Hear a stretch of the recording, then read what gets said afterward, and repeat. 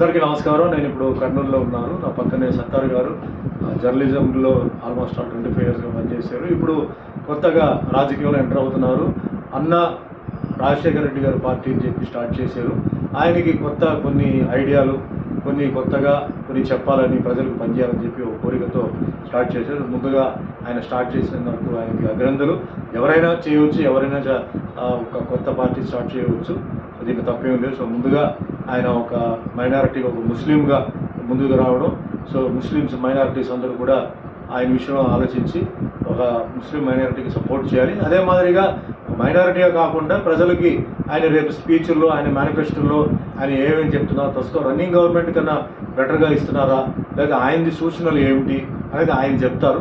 ఏదేమైనప్పటికీ ఒక మనిషి కొత్త నిర్ణయాలతో వస్తారు కాబట్టి అందరూ, అంటే మనం ఉన్న అభిమానులు, పెద్దలు, చిన్నారులు అందరూ ఆయన్ని సపోర్ట్ చేయాలి. మీకు నచ్చితే, ఆయన మేనిఫెస్టో నచ్చితే, ఆయన చెప్పేది ఏదో మీకు బాగుంది, ఇది జరుగుతుంది, ఉపయోగపడుతుంది, పేదవాళ్ళకి ఉపయోగపడుతుంది, మైనారిటీస్కి ఉపయోగపడుతుంది అని మీ అన్ని రకంగా, ఎందుకంటే ఇక్కడ కేవలం రాజకీయం అన్నప్పుడు ఓన్లీ మైనారిటీ కాదు, ఇక్కడ Hindu, Muslim, Christian, BC, SC, ST minorities అందరూ ఉంటారు.